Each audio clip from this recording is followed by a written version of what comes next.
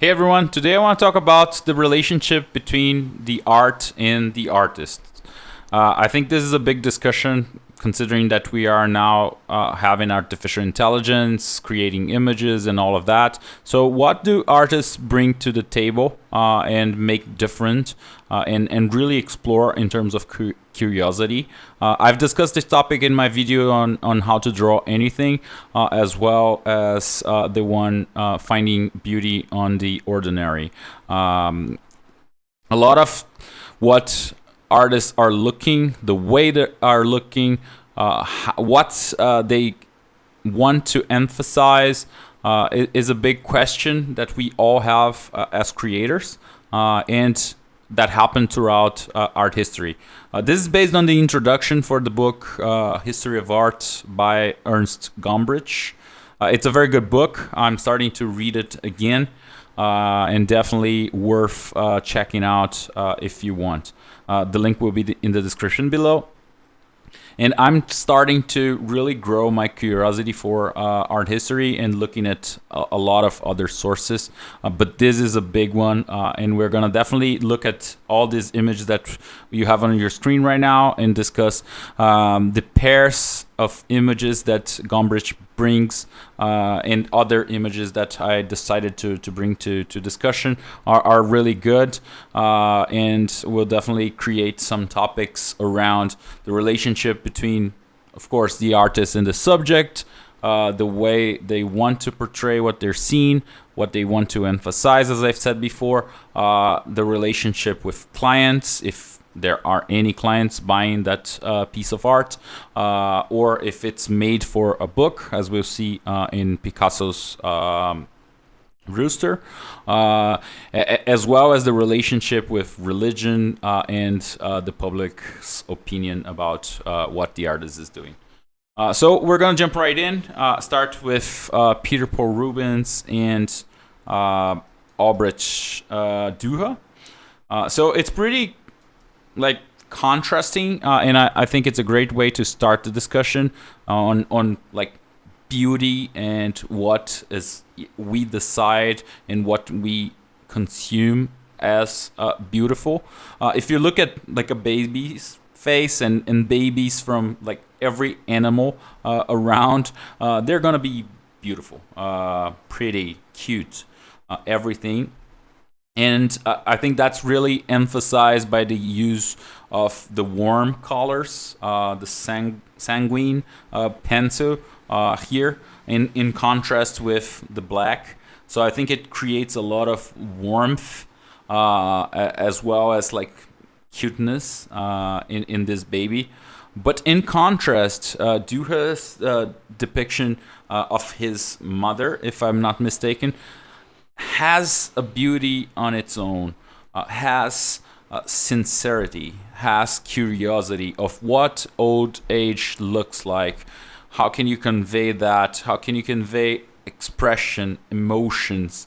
A lot of the lines in her on her forehead. I love the way he emphasized that by repetition.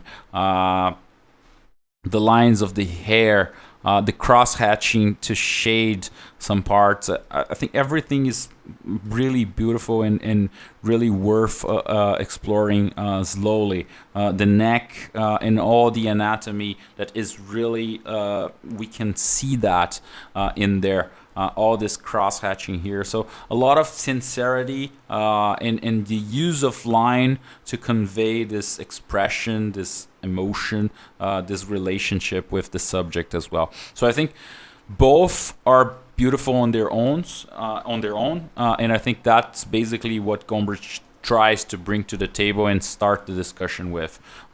Beauty is not only seen on what public opinion thinks of beauty, especially artists. And if you've seen my video on finding beauty on the ordinary, definitely they keep their eyes pretty open for different ways light interacts with surfaces, and how to convey that, different textures, different anatomy parts and all of that. So I think that's really big here.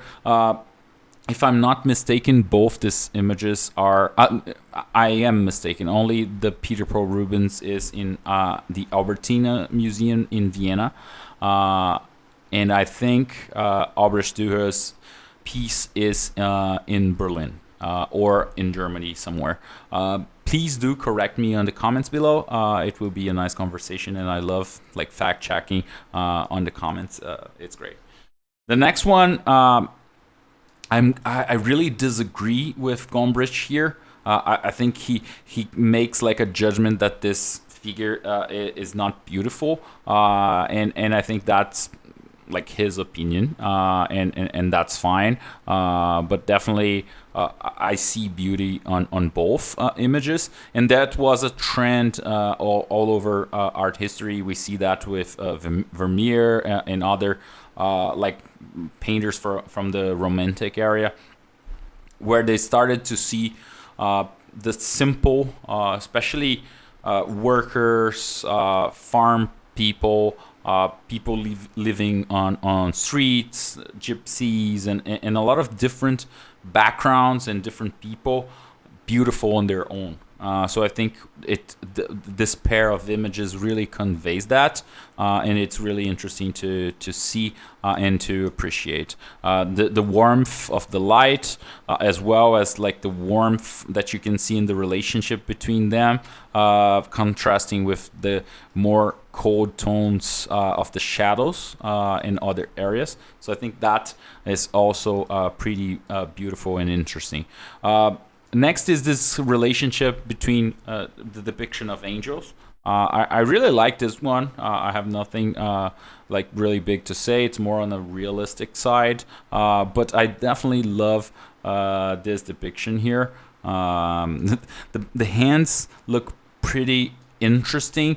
Some could say even more of a artificial intelligence way of doing hands, but like different fingers going in a different direction. And I love the simplified, more vertical depiction as well, like thin shoulders closer to the body, long arms, especially the arm part, and some foreshortening here, which for the era is pretty interesting. I love the depiction of the wings. You can see on this one a more realistic one as well, and here definitely more stylized. So there are lots of design choices here that you don't find in the previous one, that is more like simple, more close to the canons from that era.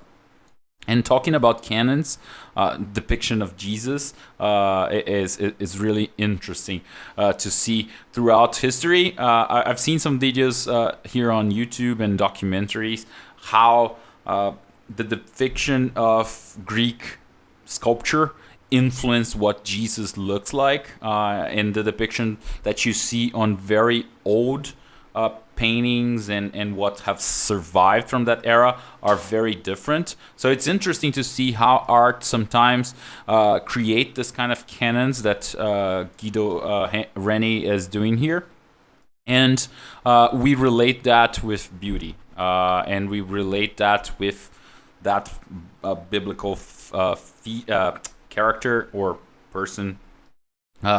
So it's interesting, and contrasting with that, we have like this Tuscan master depiction that I really think that has more emotion in that.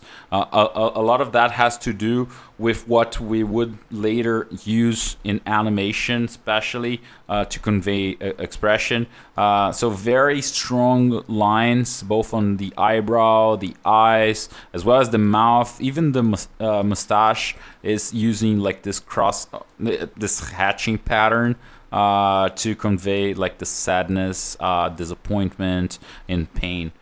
So I think it's very interesting to see graphic shapes. I love the repetition on one side and the other as well. So it's really interesting depiction. Both ways of depicting are beautiful on their own.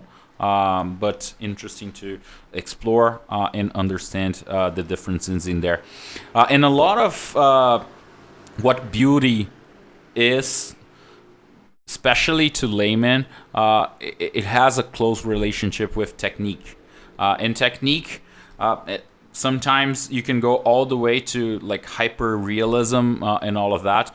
For me, that I have done like hyper realist paintings, not all the way because I only spent I think around 20 hours doing that.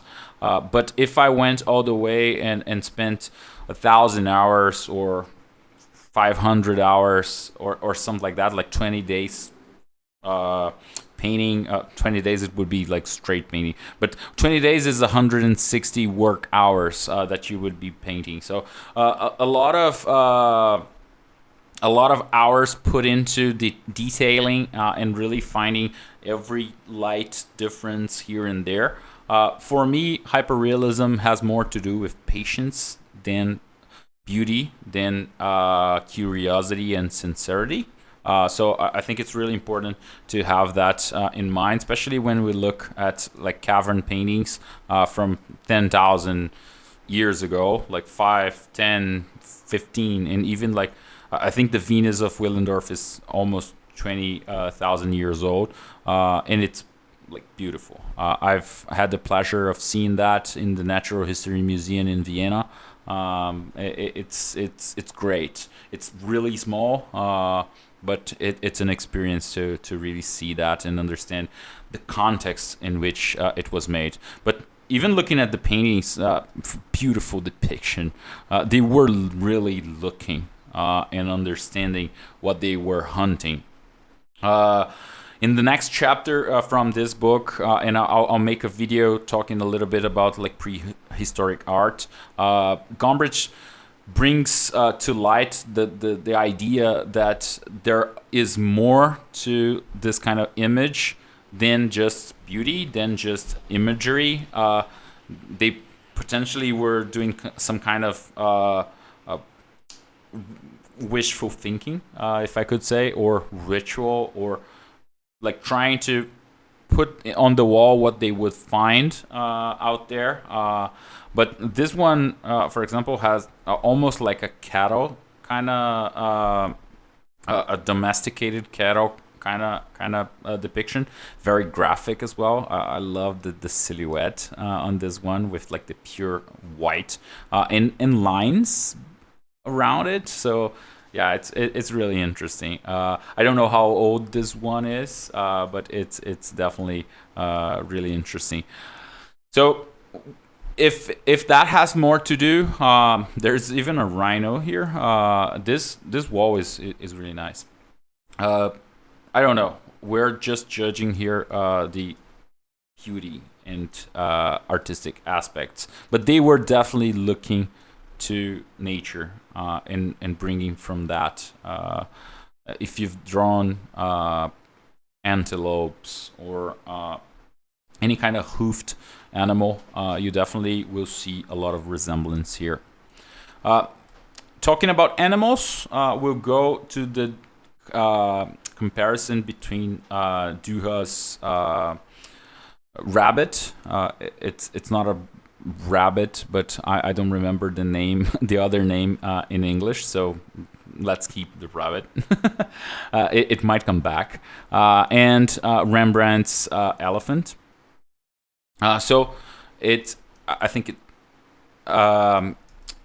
it's interesting to see, and I had the pleasure of looking at this image. It was unfortunately not the original. It was a one-to-one reproduction in the Albertina Museum, because they need to really maintain this in a climatized, dry ambient where you won't have like fungus going all over this, so that you can really preserve it. So it's not usually on display. Maybe some expositions here and there, but it's amazing to take a close look at a good reproduction where you can see all these details and color intricacies. This is the beginning of what watercolor realistic animal depiction in watercolor would look like. I love the different directions of hatchings and all of that. It's really amazing. But that's not to say that the elephant from Rembrandt is amazing as well. This elephant, by the way, has a very sad story.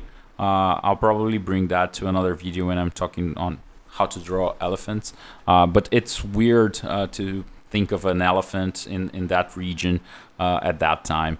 But also, and now we can discuss a little bit of process as well. This is a life drawing from, not that this one is not, it is, but this is a quick sketch to capture volume, to capture textures, to capture anatomy features, and all of that. I love the cross hatching here to convey all the to convey all the textures. It's really interesting how this turned out, especially knowing it was done like quickly. If we look at it, it was pretty much done quickly. Other examples that I could find on the web, I love the relationship with the human scale here, especially to remember later what that looks like, as well as more rough sketches, like the elephant walking, and we're gonna see the horses running later on. So it's really interesting to see the contrast between both. And I also found on the internet some rabbits from Doha.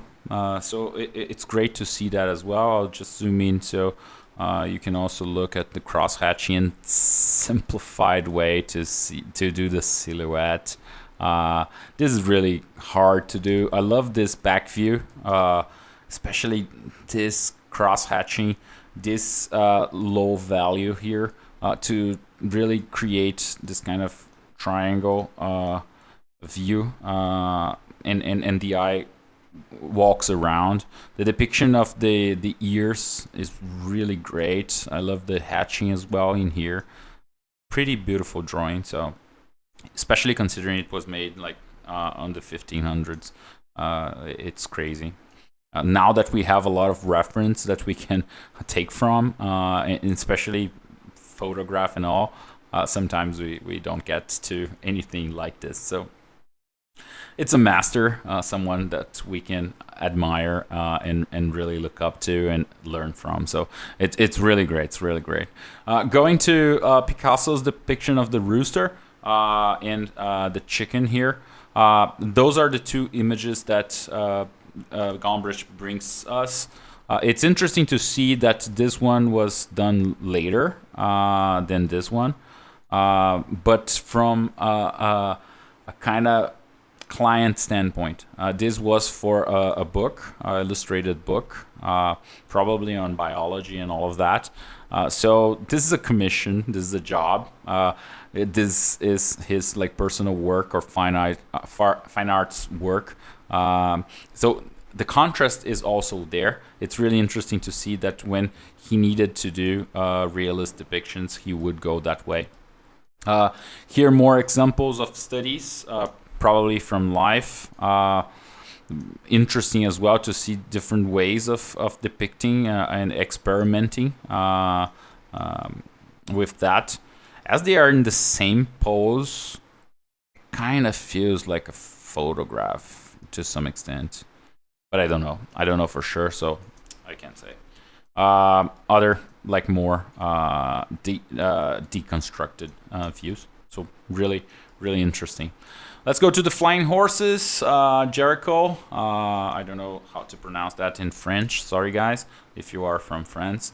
I love these flying horses. I went to a lot of museums in Europe recently, and there are lots of flying horses just like this. So it's not something from him. This was like another canon to represent running horses. It almost feels like a carousel. So if you've watched Mary Poppins, or if you've seen even my video on The Last of Us recently, you definitely have seen the carousels in there. So it's really interesting that it almost feels like a carousel. It's very fake, definitely, but at that time it wasn't. It was the right way to depict running. I could find this image from the internet, and I think this almost looks more natural. I've seen some depictions of horses like starting to run like this. So it could be something like that really turned into the flying horses after that. This one more from life. So you couldn't follow the horse running, so you would see the start of the race more than during that particular race, close to the horse. So more details on this one. So it's interesting to see. It might come from this. I don't know. I've seen also on some Orientalist work this kind of depiction as well of a horse starting to run. So it could be that. But it's interesting to see that Jericho would go a lot and did a lot of sketches from horses, different like angles to then go to final illustration, and also from life. I love this depiction as well.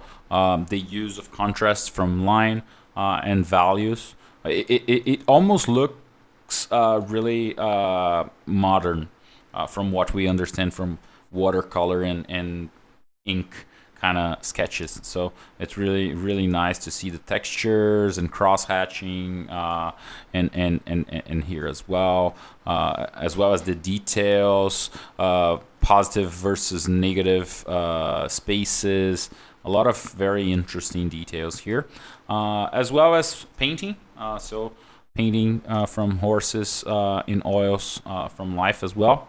So really interesting to see that he was very an in-depth knowledge or appreciator of horses, and at the same time, like he did the flying horses. So it's interesting to see that final depiction sometimes it's not what we know, but what the public and the client will understand as a running horse.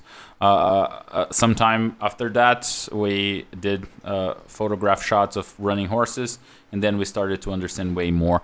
If you look at movies like Spirit from DreamWorks, animators really love to have this kind of reference to really depict in a more realistic way, other than the Mary Poppins kind of scene, carousel scene. So it's pretty interesting, and now even depicting of birds and like flying wings, as we saw on the angels here. If we wanted to depict a flying angel, we would definitely look at some images of birds, photographs of birds flying. So interesting to see, and the usage that we have nowadays, especially on animation. Final few images. So Caravaggio is a great example of the power of religion in canons, and what looks good and okay. So this depiction was declined. It's more of a horizontal relationship between the figure and the angel, as well as a more simple, like barefoot, but like dirty way, and even the touch. It was too much for what it was intended to be. It's an altar piece, so they wanted something that followed the canons. Caravaggio is a great artist to really provoke the church in his depictions, but as he had a very innovative work with chiaroscuro and all of that, he stayed on demand, even provoking from time to time. So now in the final image you have like the the vertical relationship, the detachment, so everything that you need for that altarpiece. If you are in Rome or going to Rome, I would highly recommend looking up Caravaggio's work, especially on at Galleria Borghese. That's definitely the best museum in Rome, in my opinion. I'll definitely make a video on that down the line. We can even take a virtual tour maybe and look around some of the images that they have in there. So it's pretty good. And Raphael's process, I love to see a little more of that in the depiction of beauty through this patient exercise of poses and finding the right. If you are an artist as myself, you definitely did a lot of explorations of poses, trying to find what you were looking for. Even the final image has a different relationship between like the eyesights. This is a very triangular composition. It was a big canon at this point, so it's pretty interesting. I had the opportunity to see this in person as well. It's very striking. I love the colors and everything. It's in Vienna as well, at the KHM Museum, Kunsthistorische or something like that I can pronounce. A lot of letters in there. Sorry for the people that do understand that. And another one by Raphael as well. A lot of people here, a lot of figures. So a very interesting way of organizing chaos with standing figures, crouching figures, seating figures, even like a statue here, and all of that. It's pretty good. It's pretty good. It's amazing. And the sketch for that, I think the relationship here is really nice between both, and the use of washes to find the shadows, shadow areas. So it's really nice. This figure turned out to be this, and so on. Even the standing figure that wasn't in there, I added later on. I think it's a great touch for the final image. And last but not least, I want to focus on Gainsborough, Boy in Blue. I think that's the name. The canon at that time was that the front of the picture needed to be warmer tones and warmer colors. So more reds, earthy tones. And then with the distance, the blues would come in more on a atmospheric perspective kind of way. If you've seen my videos on Color and Light book by James Gurney, you've seen that. Definitely, it's true. You can have a little bit of a reverse atmospheric perspective as well. But this is great. So during that time, the canon was that, and then he came up with this painting just to really provoke that there are no rules in art. So that's basically it. I would love to end with our friend here and really ask you, what rules are you trying to break? What rules are you respecting as well, and looking at the past, at your own curiosity, at your moment, at the people around you, at your clients. What are you doing in art, and what's your relationship with art? I think that's a big topic. Artificial intelligence is here. I've done some videos discussing that as well. But we as people, as consumers of the world around us, we really need to understand where the difference lies. So I hope you enjoyed this video. If you did, you probably will enjoy my video on finding beauty on the ordinary. And if you did like it here, please do like the video and subscribe to the channel if you're not. If you are already subscribed, welcome back, and I hope to see you all in another video down the line. So have a great one, and thanks once again for watching.